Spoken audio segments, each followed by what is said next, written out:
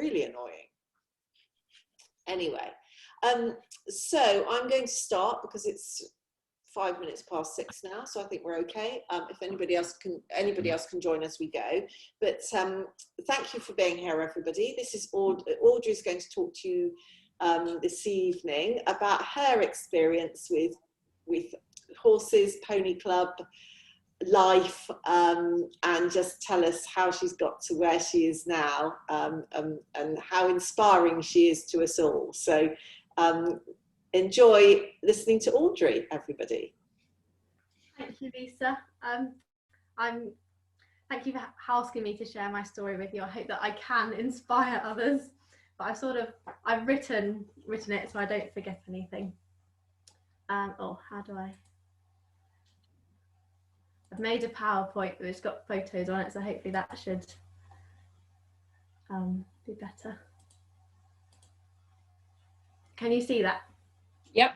Perfect. Yeah, that's worked for me.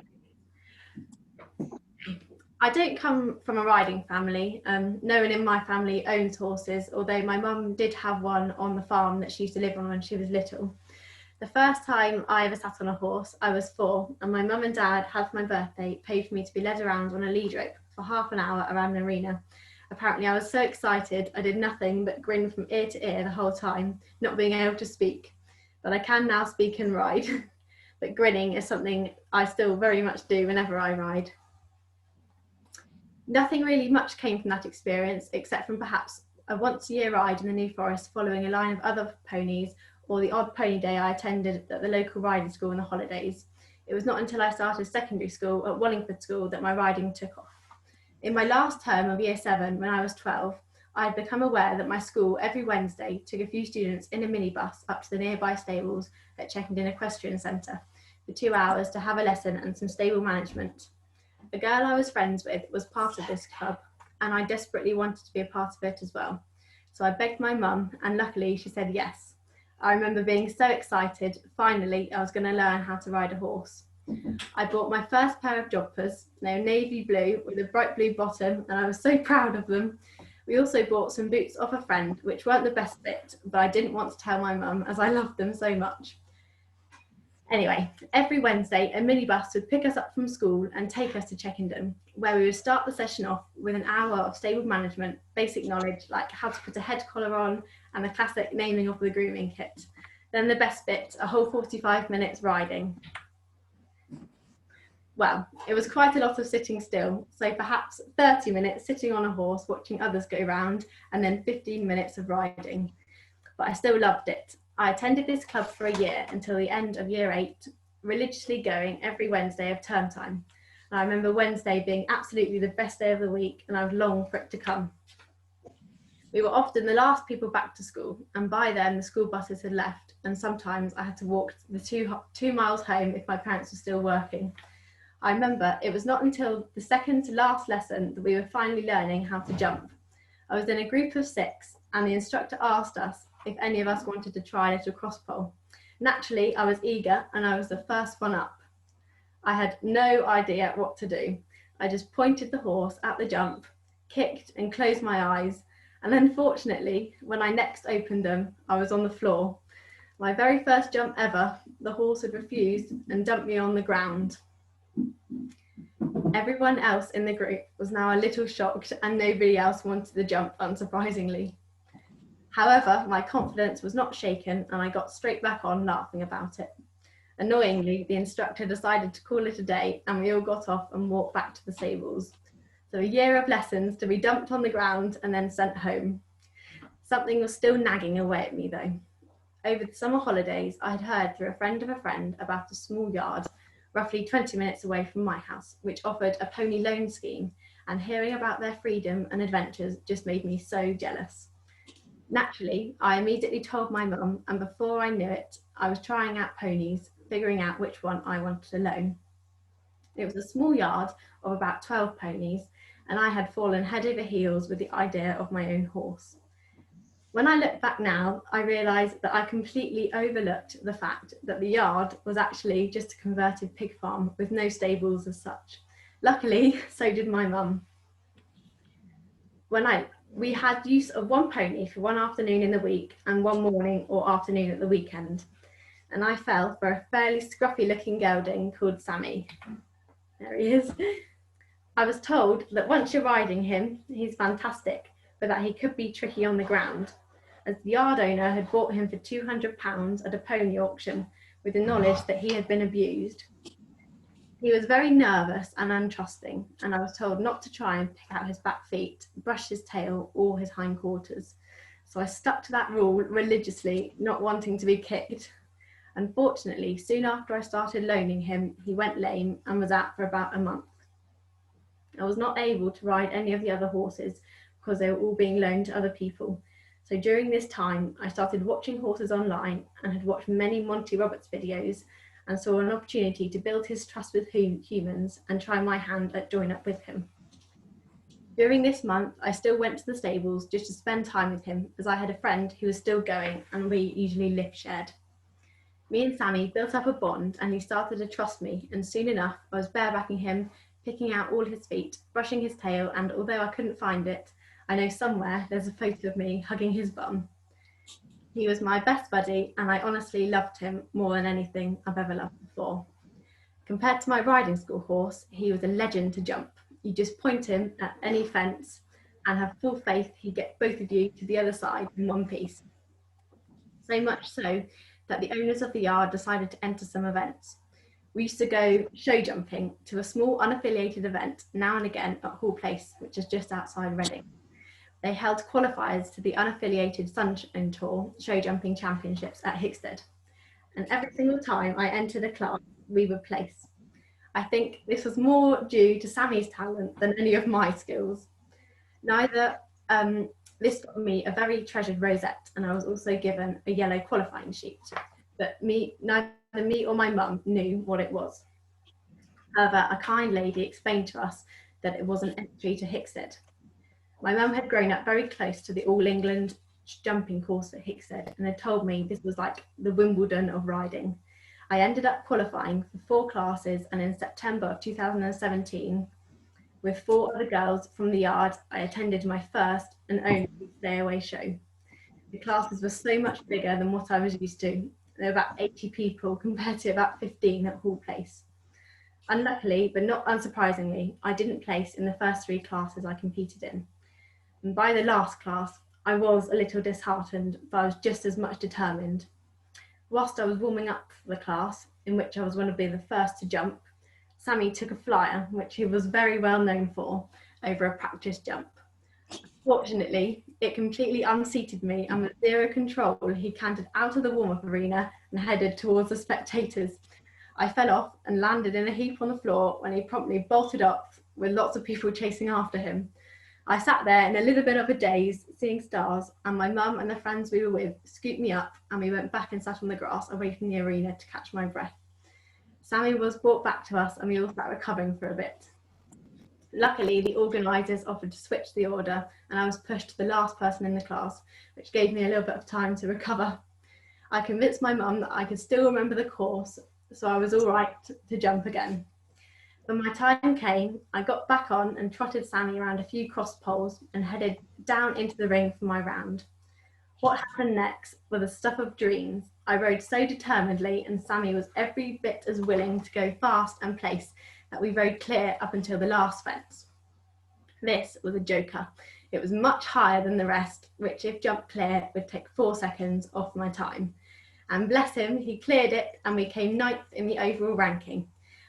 We didn't win, but it was good enough for me. I took part in the lap of honour and I got a huge yellow rosette, which still hangs proudly in my room. After jumping around Hickstead, it sparked a dream in me to jump at higher levels and ultimately show jump at Horse of the Year show. Unfortunately, I was rapidly outgrowing Sammy, and because the yard Sammy was on was an old pig farm, I think the size of horses was restricted, as the arena was only 20 by 20 and the stables were all very low, so they didn't have or offer any larger ponies or horses for me to learn on. So I had to look for another place to ride, and this is when I found Blueberry Riding Centre, which offered a helpers scheme. Looking back at it, it's certainly odd to my dad, who used to mutter a lot about it. Well, I think he was just muttering, We paid Blueberry £150 per month and had to commit to mucking out 3 ponies every other day and sweeping the whole yard. This was what my dad scratched his head about. Why were we paying someone to work for them? He'd certainly wish people would offer to do that for him. Anyway, in return for this, I would get a horse to ride for an hour, or if I was lucky, join in on a riding lesson. By this point, after having loaned Sammy for a year, I was longing to have a horse I could look after and call my own. So I asked the riding school if they had a horse that would be suitable for me to loan. And this is when Cowgirl was presented to me. I knew that she was fairly difficult as no one else had seemingly ever ridden her. She seemed to be hidden down in the bottom field. It was difficult to work out what her buttons were, but she could jump. So obviously I was excited about our partnership and I thought, hopefully this will work out. I started riding her regularly and working her out. And although she was an incredible jumper, there were lots of bucks and broncs and bombing off with me, and we didn't really work out together, which was slightly annoying, but I did have a lot of fun. And I was lucky enough to go to a little show at Cherwell, and this was our round. I wasn't strong enough or experienced enough to tame her, and she was quite feisty and little, but she was wild. I told the instructor at the yard that I didn't think that we were going to work out. And one day, after working all Saturday morning on the yard mucking out, I was given a list of horses that I could ride.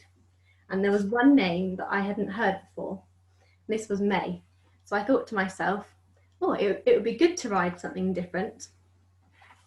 And our first ride together, I remember I was riding at one end of the indoor school with one of my friends, and everybody on the yard was watching me in the school riding me. I found out afterwards everyone was watching because many people had tried her and hadn't got on. When they saw me ride her, they said we looked like a good team, and I definitely felt like we would get along. So she was a horse in the end that I decided to loan. On the loan scheme, we had to pay £300 per month, which was double the helper scheme, but I was allowed to ride her ad lib, and there was no more mucking out of other horses, which was a relief. Although she did need a lot of work, she was fairly green and she wasn't very brave at all. Every jump or hack was a bit of a battle, but she undoubtedly taught me how to sit anything she threw at me and deal with a very opinionated mare.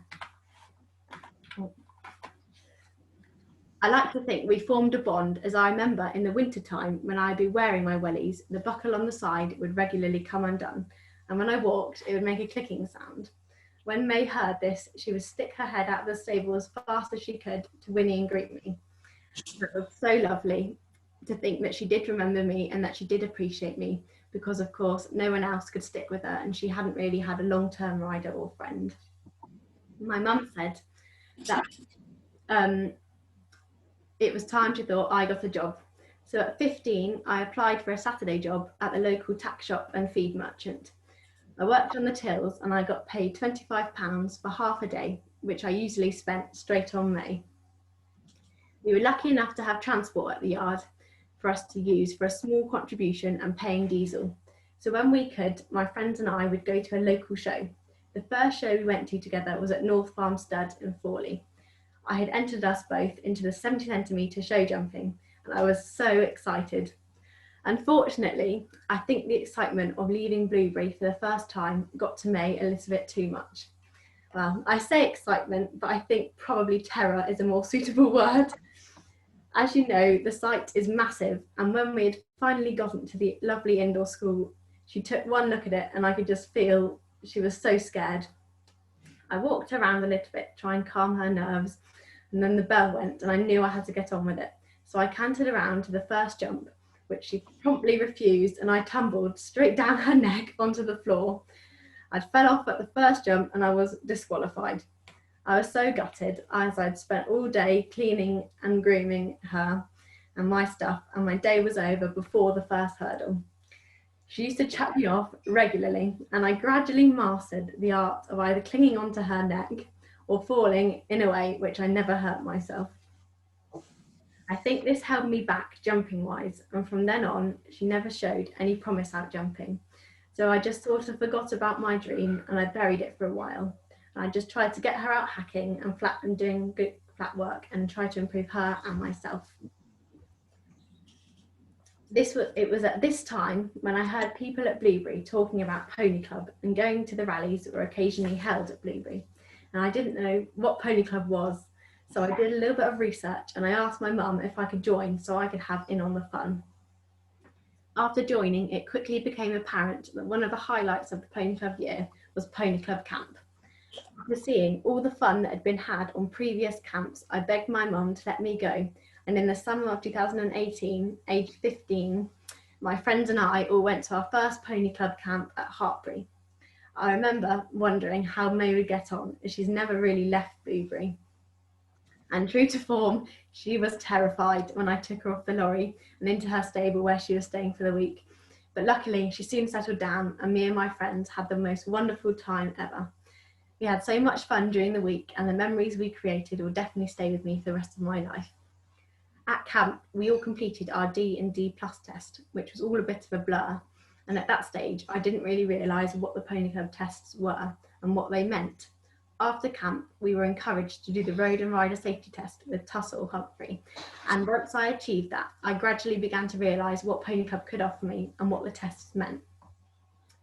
I knew that May was unlikely to take to show jumping like I wanted, so I didn't go to any more shows, but I carried on making her the best horse possible and me the best rider, knowing she was all I had.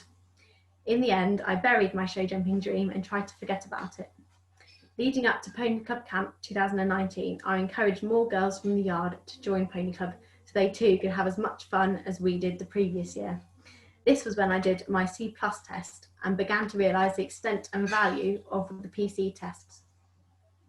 I was going to take my C+ test in September 2019 with a friend, but unfortunately I had to work at the shop as they were really busy and I couldn't commit the time to learning and practising the syllabus. It wasn't until March 2020 when the next C+ test was being run, so I had to wait, but it gave me plenty of time to start brushing up on some of the knowledge, as I felt I'd had a bit of a slow start in my horsey life compared to others. As my friend Tash had already achieved her C+ test, she was now attending rallies to working towards the B test. And knowing I was currently working towards my C+ test, Joanna kindly allowed me to also participate in the B rallies to see what they were all about. After attending a riding rally with May, I realised I definitely wasn't as good as the other girls and knew if I wanted to take my B test, it would involve a lot of hard work. So I started to attend all the horse and pony care rallies I could because I knew I could do them without a horse. During the riding rally training towards the C+ test, May, my lone horse, had become lame and I was left without a ride. But luckily, I was able to use one of the other riding school horses, although I'd never ridden him before. I was desperate not to miss out on another test, but fortunately, Kiwi, the horse I rode, he was a star and I passed my C+ test on him. I felt like I was on such a roll and my dream to ride at Hoy's came back to me. After cycling back from the yard one evening, which I do a lot to save my mum ferrying me around the country, I was feeling glum as it dawned on me that there was no way I could accomplish my dream with the horse I had. They would never get there. And it was at this moment when I realised I wasn't going to go any further unless something changed. Telling my mum how I felt, she suggested we write to Alison and Joanna asking for advice. My granddad tells me that if you don't ask, you don't get. And this spurred my mum on to ask them if I should forget about my dream and enjoy riding at the level I got to, or was it worth me pursuing this dream? And if so, how would I go about that? Thankfully, Alison and Joanna told us both to go for it and that nothing is impossible. Alison was a superstar and graciously lent me the wonderful Merlin to ride whilst I studied hard for my horse and pony care part of the B test, which I took and I passed last August. Just one time riding Merlin, I realised I'd never ridden a horse as good as he is. And this was like taking a magic potion, and I now knew that I had a ride good enough to allow me to improve myself, whereas before I was always worried about falling off or being bucked off. Not only did Alison offered me a ride of Merlin, she also offered me Sasha's help too. I felt like the cat that had got the cream, and with Sasha's encouragement and assistance, I applied for and worked towards the riding half of the B test. In exchange for riding Merlin, I worked at Sasha's new yard on Churn Estate nearly every day of the week, after school and at weekends. After one B test preparation rally, Joanna suggested that I practice riding with no stirrups to improve my core. So after doing hours of no stirrup work and cycling an hour to get to the yard each day, I developed absolute thighs of steel, and I was the fittest I've ever been. Fortunately for me, Sasha hosted most of the B riding rallies, and so I was able to attend them easily. My level of riding drastically improved to B standard, and the committee agreed that I could try for my B test in October. Although it took an hour to cycle to the yard, it only took 40 minutes to cycle home, because it's mostly downhill, and that was a good job too, as I was normally so tired at the end of the day. More than once I would get home and fall asleep before it was tea, and sleep right through to the next morning. October quickly came around, and before I knew it, it was B test day. Fortunately for me, Alison took Merlin to Rectory Farm in her lorry, and it rained for England, but it didn't matter, because I was having such a wonderful day, and Merlin was performing spectacularly for me. To the utter surprise of Alison, Joanna and my mum, at the end of the day, I was handed my red certificate and red felt. I'd passed. And that's the plus test. No, B. After having a wonderful day that day, Alison gave me another opportunity to fulfill another dream, and that was to go hunting. She set it up and once more lent me Merlin. Bill's bad back was my good fortune. Once the elation of getting my B test had died down, my mum realised it was time to start thinking about perhaps getting my own horse, as I couldn't carry on riding Merlin as much as I would have liked to, or loaning May forever. And once again, the wonderful Alison gave assistance and heard through Ros Hayward of an ex-racehorse in need of a home, which leads me to the final chapter of my story. As of November 13th, 2020, I was the proud owner of a lovely black horse called Monkey. It's early days yet, but we're getting on really well, and he's a fast learner. Unfortunately for me, I'm still having to cycle to the yard because COVID-19 has meant my driving test has been cancelled twice. None of this past year would have been possible without Joanna, Alison and my mum, and my two lovely brothers who have been so accepting and supportive of my journey. They definitely don't get such a good deal as I do, although Harry, my oldest brother, seldom leaves his room. If only he knew what fun could be had mucking out, and as I did for the first time just this weekend, going for a good old gallop.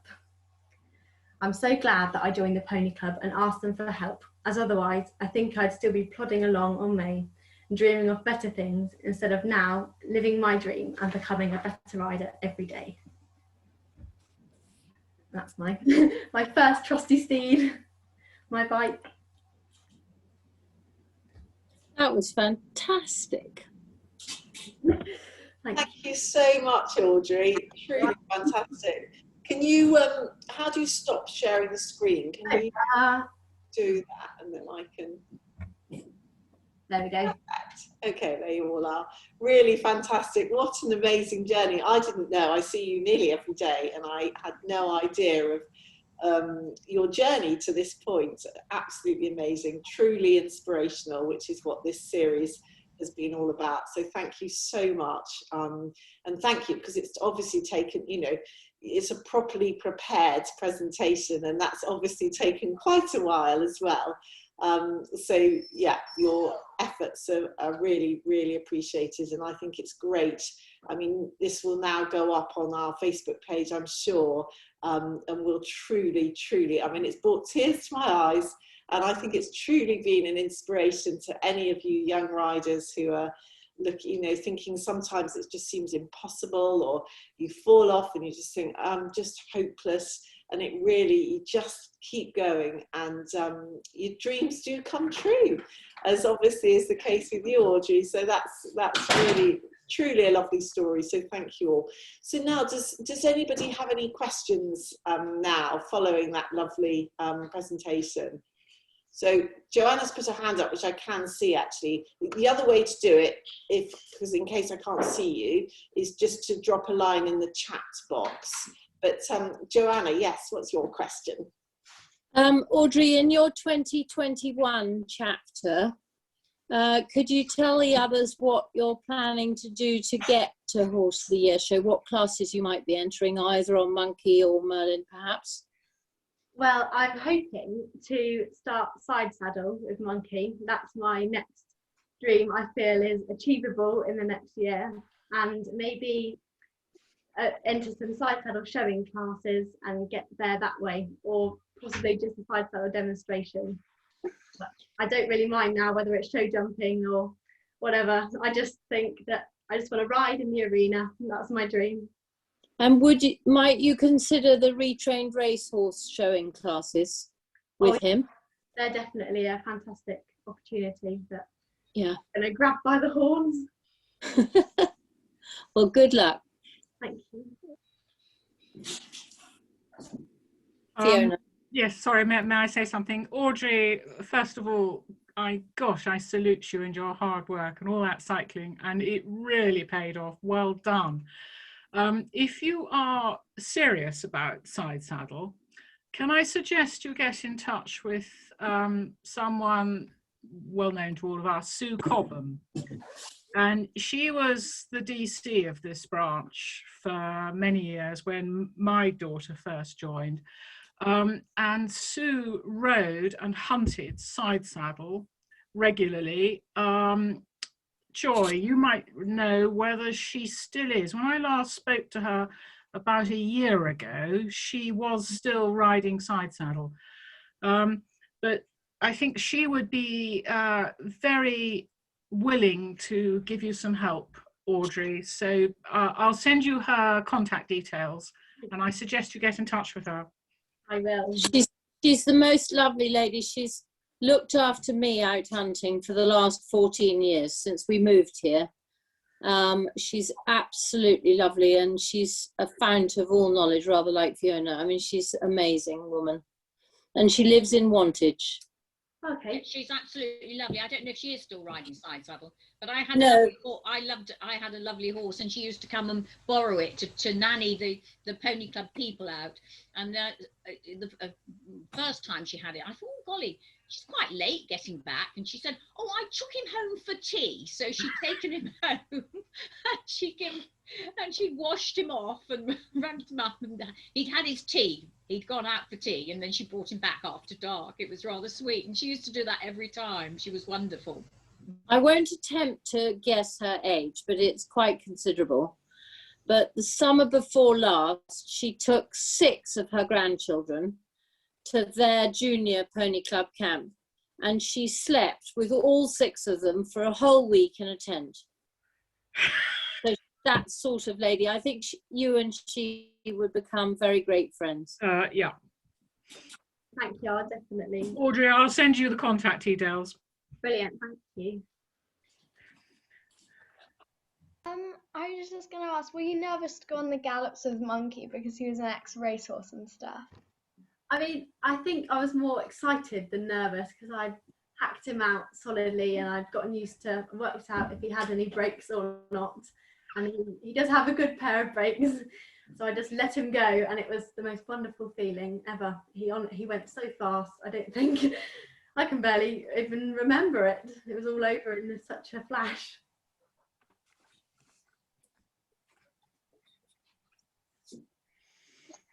So here we go. Amazing journey. This is from Lisa. Will you look to work with horses as a career? I think there's definitely an option there for me too. But I've applied to Harper Adams University to do an animal production science course. So hopefully I'll go down the animal route, and then I'll probably meet some horses along my way. Sounds good. Sounds very good idea. What is animal production? So it's all a bit like animal science, learning about the anatomy and physiology of them, and the different breeding routes that go down into animal production and farming and things like that. Yeah. Are you getting Wow. yarning all right, Joanna? Yes, I hoped you weren't guessing what I was doing. I You've shamed me, Joanna. That's what I need to be doing. It's suddenly got rather a large pile. Brilliant. Any more questions? Just speak rather than put your hands up, because I might not be able to see you, especially if you've got microphones on. No, I think. Do you still loan Merlin? So I never actually loaned Merlin. I was just letting him to ride, and I do ride him occasionally because I work up at Sasha's on the weekends now. But I don't ride him all the time. Monkey's my main ride at the moment. Fantastic. The leap, like, were you scared to take the leap to get your own horse? It was definitely a big thing to think about, but I was just so excited at the idea of finally having my own horse to love, because it's so different to loading somebody else's horse and having your own horse. It's lovely. Audrey, are you going to bring him to camp this year? I would love to, yes. You know, he's allowed to come. Of course he'll be allowed to come. Yeah, we'd love to see you. Can you just remind me how old you are?